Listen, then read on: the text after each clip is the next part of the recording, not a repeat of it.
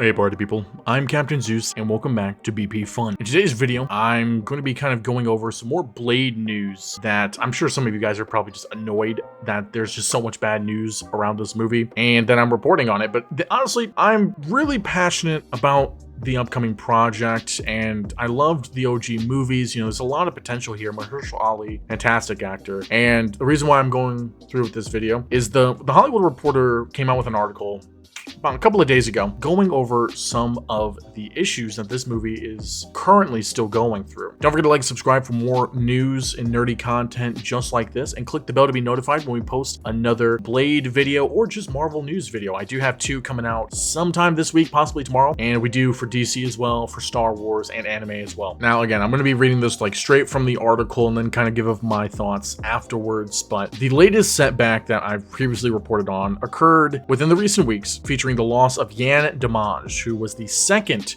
helmer of the project. Some sources say both sides grew frustrated by Blade's prolonged development process, which, to say the least, frustration would be an understatement, with not only how I would feel, how I do feel, but how Mahershala Ali feels. Mahershala Ali is also increasingly frustrated. I mean, he's been signed on this project since 2019, guys, and he handpicked Damage after the first director, Bassem Tariq, left in September of 2022. And at the time, Blade was in pre-production and about 2 months from principal photography. But then Marvel came to believe that Tariq was not best fit for the project, according to sources. Kind of crazy that 2 months going into the principal photography, they're like, nah, he's not good enough. And to be fair, the script that they, from what we heard, was absolutely garbage. So that's the writer's fault, not the director's. But then Marvel presented Ali, with a list of directors for consideration. But Ali conducted his own search after having concerns that the list largely featured filmmakers who were untested at the big studio level, which I guess that's a huge concern too, considering this is a passion project. Mahershala Ali said he wants Blade to be his Black Panther.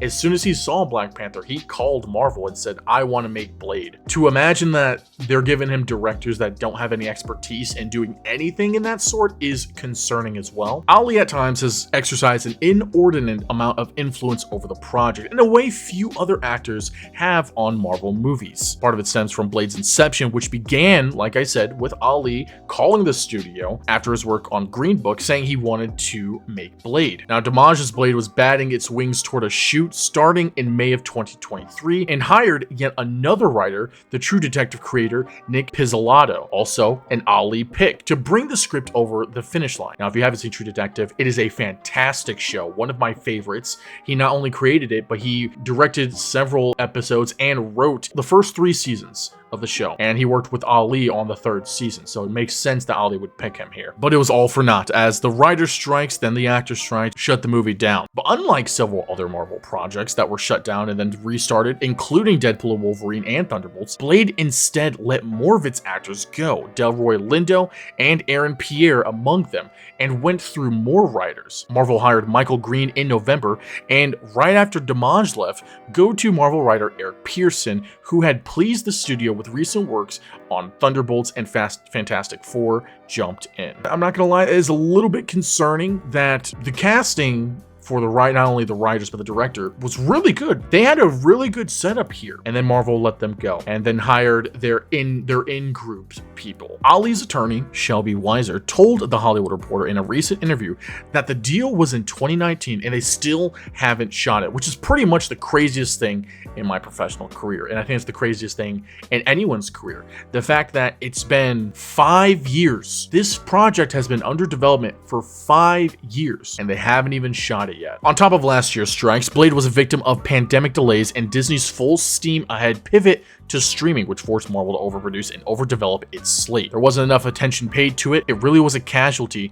of the too much era, which is also a shame. That would explain why Blade kept on shifting storylines and time periods. The version that was aiming to shoot last year was set in the 1920s and featured Mia Goth as a vampire villain named Lilith who wanted the blood of Blade's daughter. Goth remains attached to the project, but as an undisclosed role. For another iteration under Tariq, Marvel built a massive train set, but it was never used and maybe passed on to a different Disney project. project. The new take on Blade is said to be in present day. It is unclear how many millions Marvel has spent on Blade, counting the development and pre-production costs, but it's not stopping now. Marvel has learned in recent years that it does not pay to be rushed into production, and the studio prides itself on having a high development to production ratio, something that eludes most other companies. Now, to be fair, I don't know if that's actually true. Let's be honest, a lot of their recent projects have not been good. Like, honestly, especially in recent years. And again, this project has been under development for 5 years. They've gone through at least 2 to 3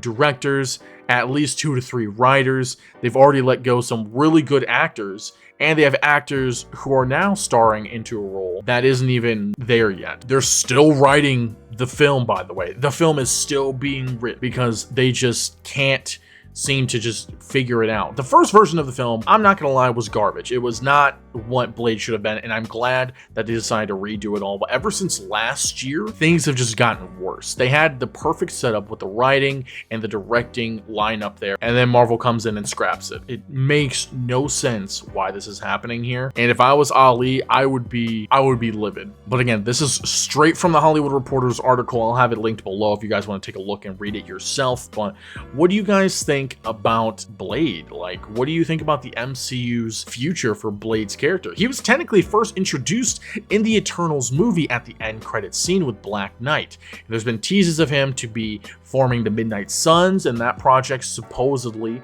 is under the works for next year. But if we can't even get a Blade movie off the ground, like, what is the future of the MCU even looking like? I hope that we can get this filmed this year. At least start filming this year. It has taken way too long for us to get this underway. But again, let me know in the comments below what you guys think. I'm Captain Zeus, and I'll catch you guys later.